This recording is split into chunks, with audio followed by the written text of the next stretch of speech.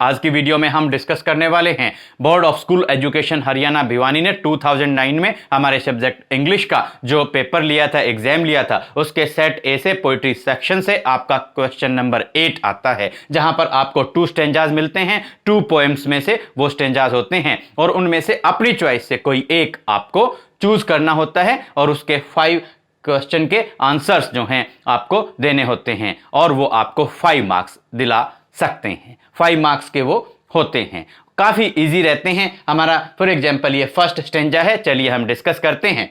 But if it had to perish twice, perish means destruction होना, विनाश होना, twice means दोबारा, इट मींस द वर्ल्ड। अगर world का, संसार का दोबारा विनाश होना हो, I think, I means the poet, I think I know enough of hate. Enough of hate, क्यों पोइट कहते हैं मुझे फिर हेट के बारे में, नफरत के बारे में, हेटर्ड के बारे में भी बहुत ज्यादा पता है। To say that for destruction ice is also great. और पोइट कहते हैं कि डिस्ट्रक्शन के लिए, विनाश के लिए आइस जो है वो भी ग्रेट है, वो भी सफिशिएंट है, वो भी पर्याप्त है। यानी कि डिस्ट्रक्शन के लिए जो आइस है वो भी अपना महत्वपूर्ण जो रोल है, भूमिका है, वो अदा करती है। एंड वुड सफाइस, और डिस्ट्रक्शन के लिए जो आइस है वो सफाइस रहती है। Suffice means to be sufficient, enough, पर्याप्त, के डिस्ट्रक्शन के लिए आइस भी पर्याप्त रहती है। हमारा फर्स्ट क्वेश्चन जो आपसे पूछा गया था वो है what is the name of the poet. आप सिंपली लिखेंगे पोइट, और ये हमारी पोएम है फायर एंड आइस और इसके पोइट हैं रॉबर्ट फ्रॉस्ट। आपका आंसर शॉर्ट, ब्रीफ होगा, जस्टिफाइड होगा। आप कुछ भी इररेलेवेंट नहीं लिखेंगे। What is the name of the poem यहां पर पूछा नहीं गया था, आंसर करने की आपको कोई जरूरत नहीं है। What is the name of the poet, आपने लिख दिया रॉबर्ट फ्रॉस्ट। नेक्स्ट है what does it indicate here. देखिए डज आया है और इंडिकेट आया है। आंसर देते टाइम जब आप स्टार्टिंग करेंगे अपने आंसर की तो आप लिखेंगे इट, और इंडिकेट वर्ब की फर्स्ट फॉर्म थी, डज कट गया तो उसके साथ में आपने एस लगा दिया। It indicates, it indicates here the world, it indicates here it the world। या आप लिख सकते हैं it indicates the world, या खाली आप लिखें the world। it means the world, ऐसा भी आप कर सकते हैं, बट इंडिकेट्स लिखा है तो बेटर रहेगा। तो इट इंडिकेट्स, आप डैश लगाकर भी लिख सकते हैं, इट इंडिकेट्स द वर्ल्ड, या खाली आप द वर्ल्ड लिखें, या it indicates here the world, ये अच्छा रहेगा आपके लिए। नेक्स्ट है why does the poet compare hate to ice. अब पोएट ने कंपैरिजन किया है। हेट, नफरत कुछ अलग चीज है, आइस, बर्फ बिल्कुल उससे अलग चीज है, उनका कंपैरिजन की गई है, तुलना की गई है। तो पोएट कहते हैं, क्वेश्चन पूछा गया है कि उनकी तुलना क्यों की गई है, तो आप यहां पर लिखेंगे बोथ आइस, आप लिखें hate and ice are destructive, या आप लिखें both are responsible for destruction, destruction of the world, ऐसा भी आप लिख सकते हैं। नेक्स्ट है what is a symbol of, what is ice a symbol of. Ice किस चीज के सिंबल है, किस चीज को दर्शा रही है, तो ice is a symbol of hate, या आप लिखें हेटर्ड, या खाली आप लिख सकते हैं हेटर्ड, ये भी आंसर आपका हो सकता है, hatred. What is the rhyme scheme of stanza. देखिए हम फर्स्ट लाइन जो उसको रीड करते हैं, but if it had to perish twice. First line के लास्ट में ट्वाइस आया है, इस ट्वाइस को हम ए मान लेंगे। अब इस ट्वाइस की जो सेकंड लाइन है उसमें जो सेकंड लाइन का लास्ट वर्ड है हेट, क्या उसके साथ में राइमिंग हो रही है, लय मिल रही है, लयबद्धता हो रही है।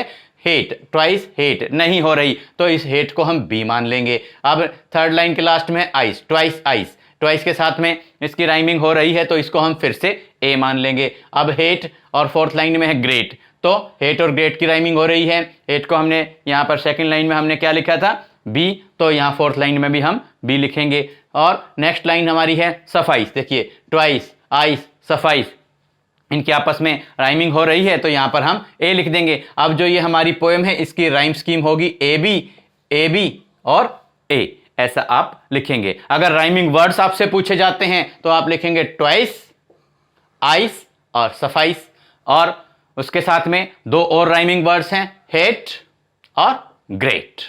राइमिंग वर्ड्स हेट और ग्रेट और ट्वाइस, आइस और सफाइस। और इस पोएम की फायर एंड आइस जो है, इसके सेकंड स्टैंजा की अगर राइम स्कीम आपसे पूछी जाती है तो ए बी ए, ये आप लर्न कर लेंगे, नोट डाउन कर लेंगे अपनी नोटबुक्स में, और अच्छे से आप इस पोएम के जो ये स्टैंजा है, सेकंड स्टैंजा है फायर एंड आइस का, उसको आप अच्छे तरीके से प्रिपेयर कर लेंगे। अब हमारे जो 2009 के सेट ए के एग्जाम में, पेपर में जो हमारा सेकंड स्टैंजा आया था वो है, they do not sweat and whine about their condition. Condition, स्थिति, परिस्थिति के बारे में they do not, they means animals.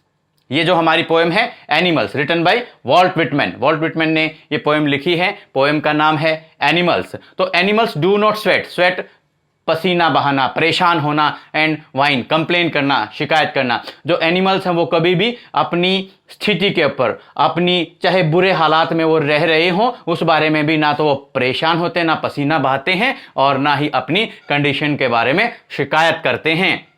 They do not lie awake, lie awake जागते हुए, लेटे रहना, पड़े रहना। दे do not lie awake in the dark, अंधेरे में वो ना तो जागते हुए रहते हैं, पड़े रहते हैं, and weep for their sins, और ना ही वो अपने बुरे कामों के लिए अंधेरे में रात में रोते हैं। सिंस मीन्स पाप, अपने पापों के लिए वो रात में ना तो रोते हैं, ना ही उन्हें जागते रहने की जरूरत होती है एनिमल्स को। बट ह्यूमन बींग्स अपने, क्योंकि वो सिंस करते हैं, पाप करते हैं, तो ह्यूमन बींग्स जो है डार्क में वो लाई अवेक रहते हैं, जागते रहते हैं, पड़े रहते हैं, and weep for their sins, और अपने पापों के लिए रोते रहते हैं। Human beings they do not make me sick discussing their duty to God. और पोएट कहते हैं, वॉल्ट व्हिटमैन कहते हैं कि मैं परेशान हो गया हूं, ह्यूमन बींग्स ने मुझे सिक बना दिया, बीमार बना दिया है, ये कह कर कि it's our duty to God, it's our duty towards God, कि मेरा भगवान के लिए ये कर्तव्य है, मेरे भगवान के लिए ये ड्यूटी है। जबकि सही मायने में उस तरीके से आप जो सेल्फलेस सर्विस की बात है, या मोरलिटी या ह्यूमैनिटी, आप ह्यूमैनिटी की बात करते हैं, तो ह्यूमन बींग्स अकॉर्डिंगली वैसा नहीं करते हैं। उनका व्यवहार सही मायने में पूरे तरीके से सेल्फिशनेस से भरा हुआ है, स्वार्थ से भरा हुआ है। और जो एनिमल्स होते हैं वो निस्वार्थ जो है काम करते हैं। तो एनिमल्स पोएट को it's their duty to God ये कहकर बीमार नहीं बनाते हैं। फर्स्ट क्वेश्चन पूछा गया है, what is the name of the poet, what is the name of the poem. Poet नहीं पूछा गया है, नेम ऑफ द पोएम यहां पूछा गया। तो आप पोएम लिखेंगे, कॉलन लगाएंगे और एनिमल्स आप लिख देंगे।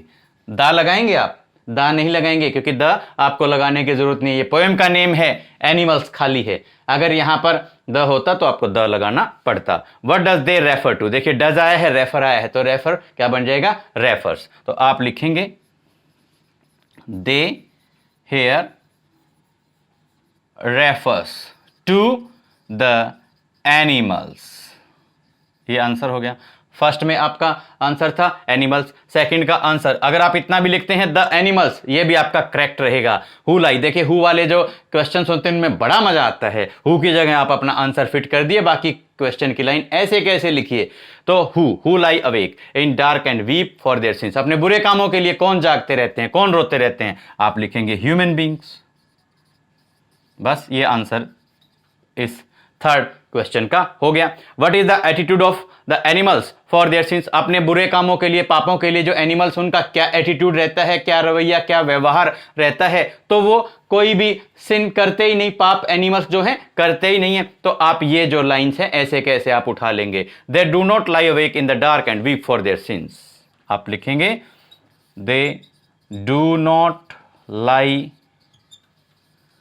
awake in the dark and WWP weep for their since. Which word in the stanza means complain? To complain, complain, शिकायत करना. आप लिखेंगे COMPLAIN, complain, डैश लगाएंगे और आप लिख देंगे whine, शिकायत करना. To complain means to whine.